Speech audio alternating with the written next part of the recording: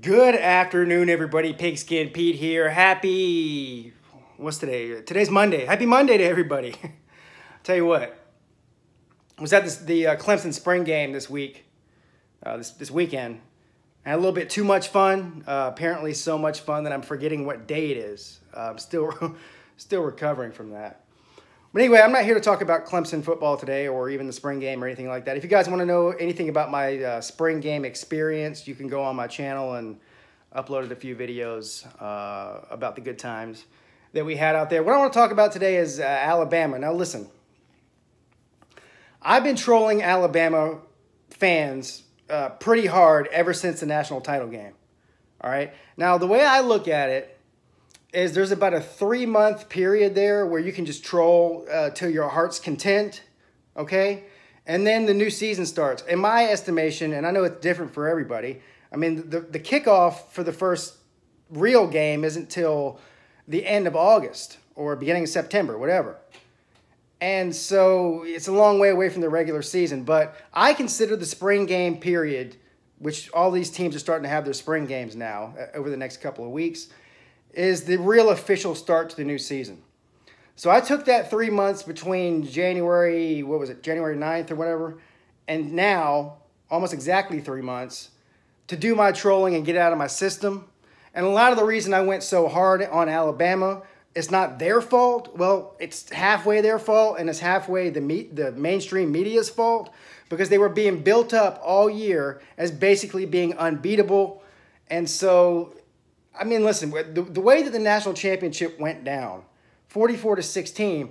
Now, if it had been a 3-point game or something, that'd be a whole different story. But the way that it ended, with the drubbing that they took, it just opened it up. I mean, after the whole season, with all the talk about how great Alabama was, and it might be the best ever, for them to lose, and to lose to a Clemson team by 4 touchdowns, and Clemson was the one that was 15-0. I mean, what do you expect me to do as a trash talker on YouTube? I mean, but so here's what happened. So I think it was last week, maybe the week before. I can't even remember. I've made probably a dozen videos since then trolling Alabama, and it's been a lot of fun. But after the last one I put out, I said, okay, I'm going to back off a little bit now because it's a new season.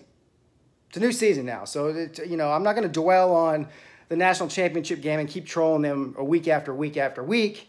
When it's a new season now we got to go out and prove it again, and the same with every other team in the country. And I got a lot of really loyal Alabama fans that support me on YouTube. Billy Dawson, who's been a Patreon member, he was the first Patreon member, literally. And listen, there's a handful of other Alabama fans that don't get butthurt whenever I make fun of Alabama.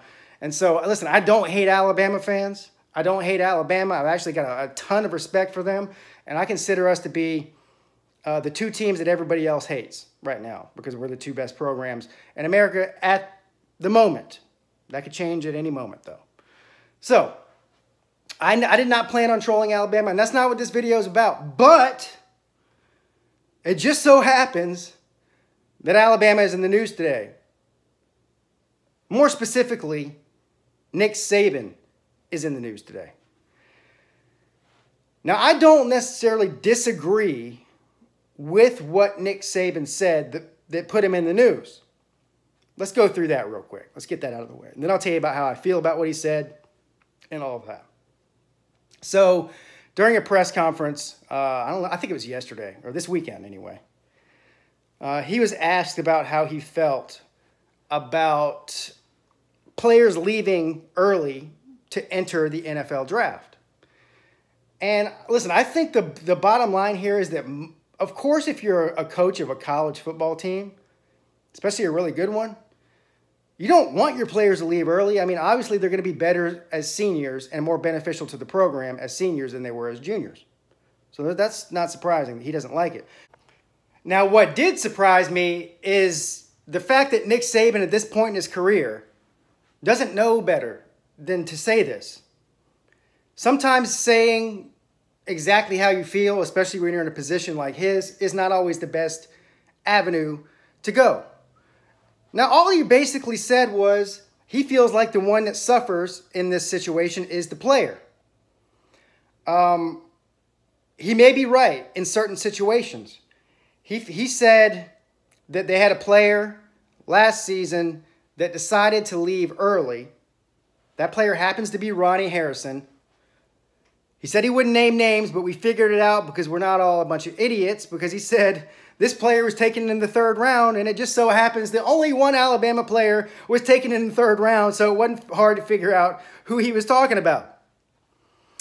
And he says, so he gets drafted in the 3rd round, starts for some games for his new NFL team. He's making 3rd round money, which isn't that good. This is what he said. And then he says if he would have stayed for one more year, he probably would have been the first player taken at his position and would have made $15 to $18 million more in his rookie contract than he's making right now. Now, all of those things are probably true. But here's the problem. Number one, you called a player out. And you put spotlight on him that he did not want to have on him. That's the first thing. Number two, now you start to sound like a real pompous rich asshole when you start talking about 3rd round NFL money is not good. Especially when, I don't know, 99% of your fan base would give their left arm to make 3rd round NFL money at any job that they've ever had in their life. 3rd round NFL money is not good compared to 1st round NFL money. He's right about that.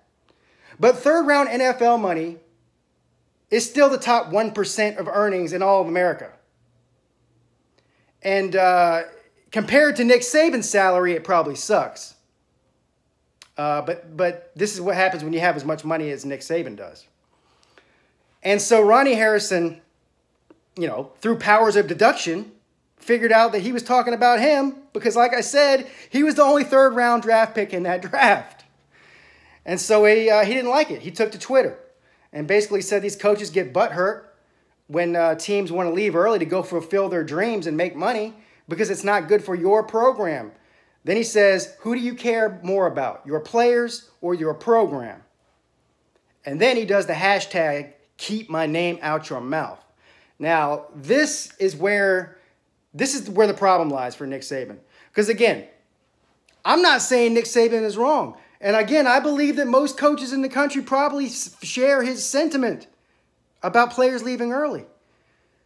But here's the difference between coaches that are Nick Saban's age and then these new younger generation of coaches that are coming in, like the Kirby Smarts, the Dabo Sweeneys, the Lincoln Rileys, the Tom Hermans, is that kind of speech that Saban uses was totally the norm 20 and 30 years ago.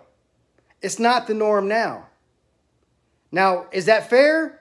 That doesn't matter. When it comes to recruiting, and you're a 5-star player or a top recruit at your position, and you're trying to choose between going to play at Alabama, Clemson, Ohio State, Georgia, Oklahoma, Texas, one of these powerhouse programs right now, and you're sitting there and you don't know how to make your decision, so your decision comes down to the coach and the culture that best fits your needs, not the program's needs. Because let's be real here. These players are going to a school for their own benefit. And the schools are recruiting these players for the program's benefit. It's nice to say it's all about the program and all about the pride of the school, blah, blah, blah. But that's not the reality. They have an agenda. Everybody has their own agenda. And I think that if you're a player and you start questioning, what does this coach really care about? Does he just care about winning national titles, or does he really care about my future? Because here's the reality of the situation is not everybody has $10 million a year like Nick Saban. A lot of these kids come from very, very modest backgrounds. And when I say modest, I'm being modest. They come from less than modest backgrounds. And so to them, a few $1 million guaranteed coming out their junior year is like winning the lottery. It might not be enough for them for their whole life, but it's still to them more money than they've ever seen or anybody in their family has ever seen. And if they stay one more year, they do risk blowing out their knee or some other serious type of injury that could end their NFL hopes. and dreams. So I think it was a miscalculation by Nick Saban in this situation. And I was a little bit surprised at the way that he did it. And it's not a good look because, first of all, again, I don't disagree with what he said necessarily, but he should know better. He's been doing this long enough to know better than that, number one. And then when the player fires back at you, that's not a good look to a young player that's looking to go to Alabama this year or next year, or somebody they're recruiting actively right now. They read that and they're like, "Oh, this guy was just playing for him a year ago," and he's calling him out. So anyway, that's it. I just wanted to give my opinion on it. Let me know your opinion on it. This might all get, it'll go away. I doubt this will hurt their recruiting because Alabama recruits itself, but it could cost them a couple players that you don't know about. Something like this can cost you one or two players that you wouldn't have gotten. You just never know, so you got to be careful. Anyway, have a great day. Pigskin Pete checking out.